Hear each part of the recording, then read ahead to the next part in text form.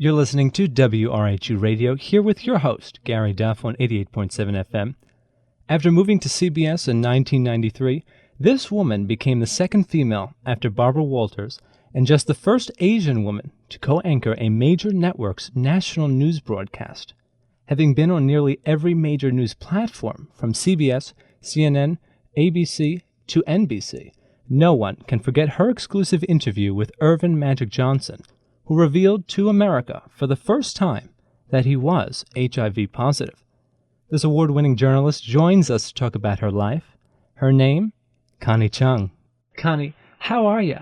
Fine, Gary. How are you? I'm doing well. I want to ask you, could you take us back to the moment where you first thought, I want to be a journalist? I was in college. It was the summer between my junior year and senior year, and I got an internship on Capitol Hill for the summer. I worked for a congressman who was a former journalist. He got me writing press releases, and I watched the reporters on Capitol Hill because I was born and raised in Washington, D.C., so I knew Washington really well. But I had never really worked on the Hill. And when I saw what they were doing, it just really struck me that it was fun, it was exciting, it was so current. We were witnessing historical events, large ones and small ones. And so when I went back in the fall, it was right about the time when newspapers were dying. In fact, in Washington, there was an afternoon newspaper by the name of the Evening Star that folded. It later morphed into the Washington Star, but became a morning paper. And I thought, newspapers are not the future. Television is. It was very obvious that television was still in its infancy. There were next to no women in television news. So I launched myself on my path and switched to journalism. Since I was a senior, I needed to go longer, and since I had a raucously good time in college, I wasn't very dedicated. I had switched majors maybe a half a dozen times. So now that I had finally decided what I wanted to do with my life and what I wanted to be and what I wanted to do for a career, I had to go an extra year. And also I was working. We didn't have enough money to send me to college, just to any expensive college. I had to work and continue feeding the till. So I finished up after 5 years and decided, yep, television news. And I went slowly up the ladder. And it took, 35, 40 years, I don't know, whatever it did to do what I do. What did your family think of this path? Did they agree with your career path? They were shocked because since I came from a family of 5 girls, and they were all older, I was the 5th, they were so noisy and domineering, and I could never get a word in edgewise. They didn't think that I could speak, think for myself, or anything. So they all hauled off and got married, and I was the only one left and finally found my voice. I mean, I had a voice. It's just that they never heard it. So when I got into this business, they were shocked. My sisters were shocked. My parents weren't so shocked. They were a little surprised because they thought I was quiet in general. And I am, believe it or not. I am. I once said to Leslie Stahl, who is a girlfriend, she's on 60 Minutes, I said, my son is shy just like me. And she said, trust me, you're not shy. Growing up, did you know what mark you wanted to set in America? Well, it's funny, because my father had no sons. See, you know what I was doing? In China, girls are useless, according to tradition, because they don't carry on the family name. And girls go live with their husbands' families. And so the patriarchs, the husbands' families grow. So you want sons because then your family becomes bigger and you're the patriarch of the family. Girls are lost. They go live with their husbands, and they don't much see them anymore. I mean, they see them sometimes, but they're lost. And so very much the reason why today, as you well know, with a one-child policy in China, everybody wants a son. And girls are put up for adoption. So I think in many ways that I wanted to be the son that my father never had, and I wanted to carry on the family name. And I said that one time, and it was, to me, such an emotional thing. I want to be my father's son. And my father read that, and he said, I never thought that. I went, really? You didn't? And oh, well. They were very, very proud, really proud. Now, you've spoken openly about your family life and so on. How did you first meet your husband, Maury? Well, you know what? I met him at the first job I had as a copy person. He was a big star. He's 7 years older, only 7 years older than I am, but there's a big leap between just graduating from college or being in college and already being in the workforce for 7 years or more. I mean, he started working when he was 16. He was doing radio. He was doing radio, Gary. He was doing sports radio, and he did news radio in Washington, D.C. I met him there, but he was a big star. He did the news, he did sports, he did a talk show, an old-fashioned talk show, not the kind he does today. And, his name is Maury Povich, and, he does a talk show. You are the father, you are not the father. You've seen it, haven't you? Yes. Yeah. So it was an old-fashioned talk show in which they interview authors, and since it was based in Washington, D.C., he interviewed a lot of politicians and things like that. More like the Today Show, except actually more serious.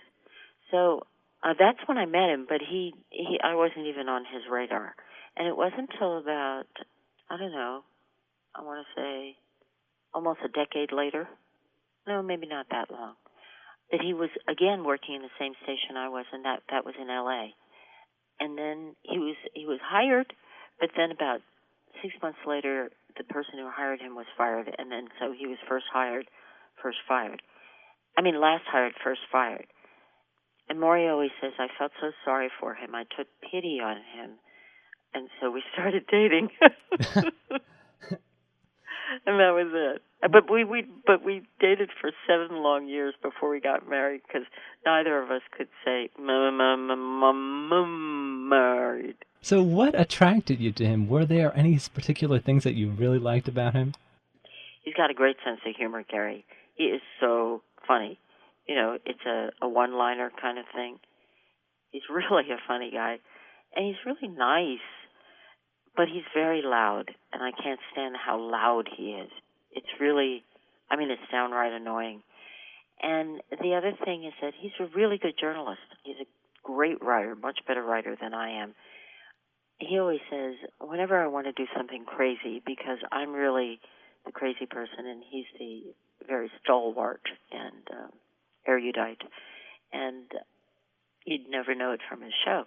So he says... But actually, if you watch him, you can see he's very calm and understanding, and that's the guy I actually really want to be married to.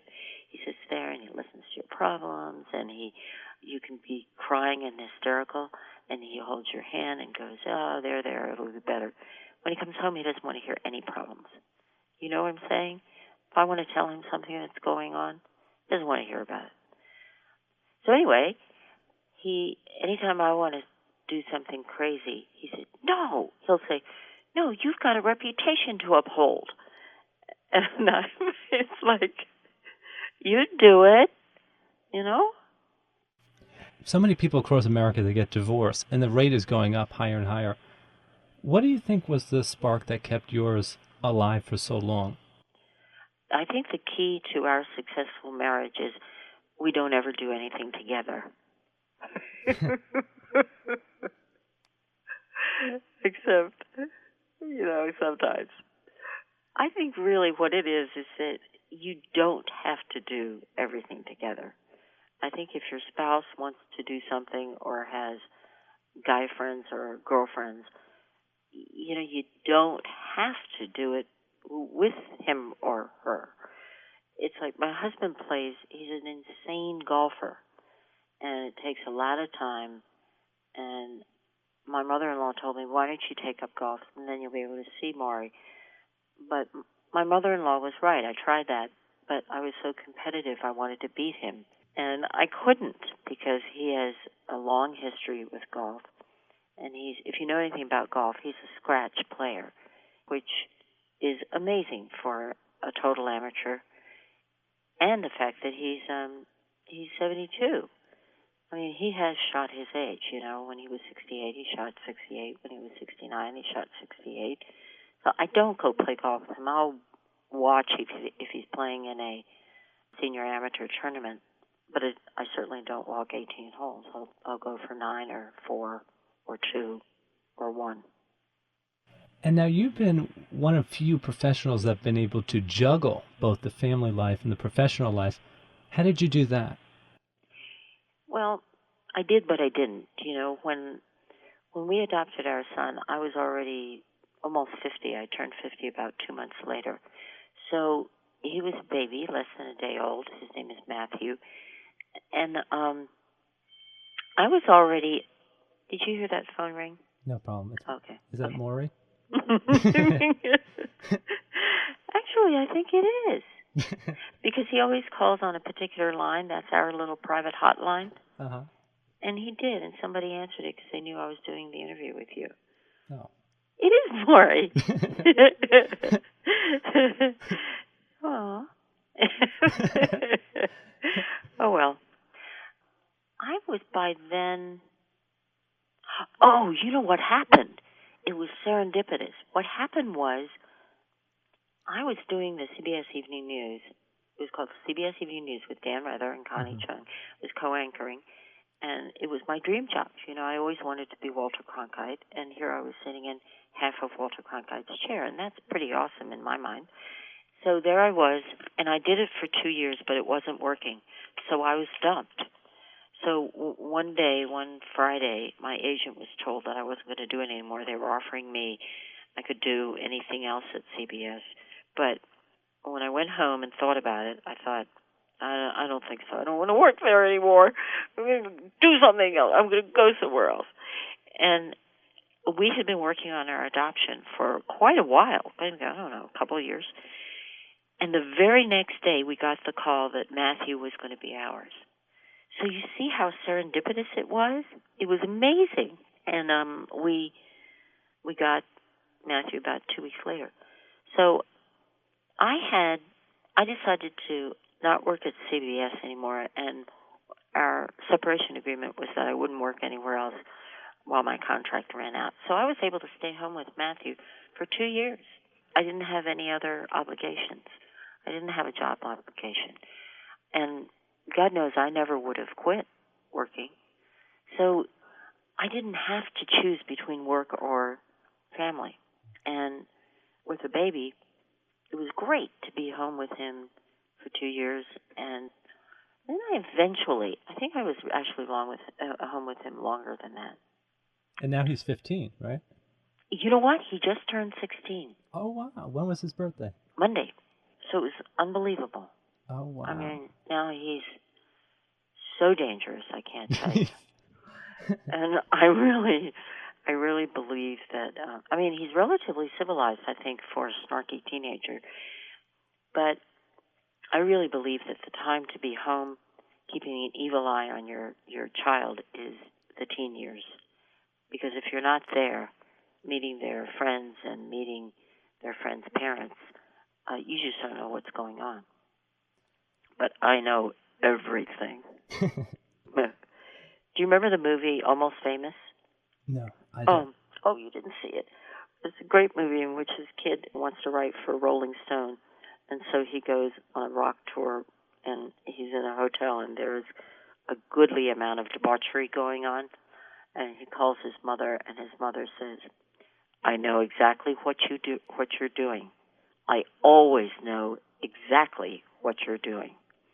And that's what I tell my son. Sometimes he tests me, and I know.